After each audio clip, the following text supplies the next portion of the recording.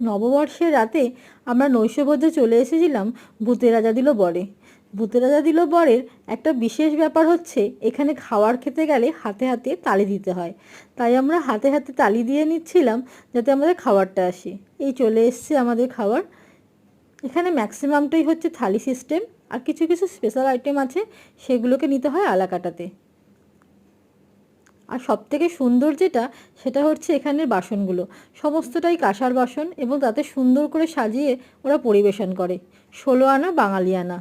মেনুতে ছিল সাদা ভাত, কচুর শাক, ইলিশ মাছের মাথা দিয়ে, গন্ধরাজ চিকেন পকোড়া, চাটনি, পায়েস, মিষ্টি, মুগের ডাল, পোলাও, ইলিশ পোলাও, আর তার সঙ্গে ছিল মাছ। পকোড়াটা ছিল ভীষণ ফ্রেশ, গন্ধরাজের সুন্দর গন্ধ ছিল। পাতে নিয়ে নিলাম শুক্তো। বাঙালিদের শুক্তো হচ্ছে হট ফেভারিট আইটেম। শুক্তো ছাড়া কোনো শুভ কাজ হয় না। নতুন বছরে তাই শুক্তো তো খেতেই হবে। তারপরে টেস্ট করে নিলাম এই কচুর শাকটা। ইলিশ মাছের মাথা দিয়ে বানানো, মনে হলো যেন একদম মামাসির হাতে বানানো জিনিস খাচ্ছি। আর তার সাথে ছিল ঘন মুগের ডাল আর ঝিরিঝিরি আলু ভাজা।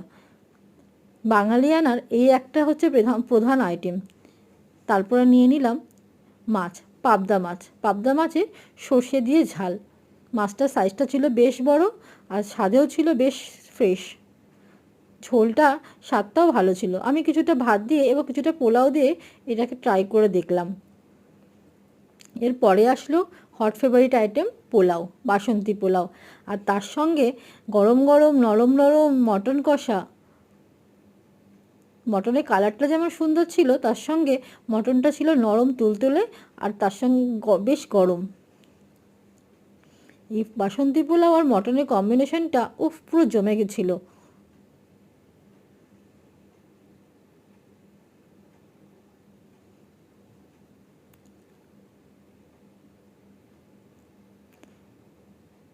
দেখেই বোঝা যাচ্ছে মটনটা কতটা সফট ছিল।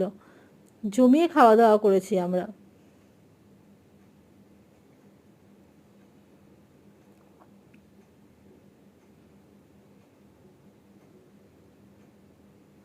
শেষ পাতে খেয়ে নিয়েছি একটু চাটনি আর পাঁপড়, আর সাথে ছিল মিষ্টি আর পায়েস। লাস্টে তো মুখ মিষ্টি করতেই হবে, আর শেষ পাতে ছিল মিষ্টি পান। মিষ্টি পানটা খেয়ে আমরা খাওয়াটা ডিনারটা কমপ্লিট করলাম।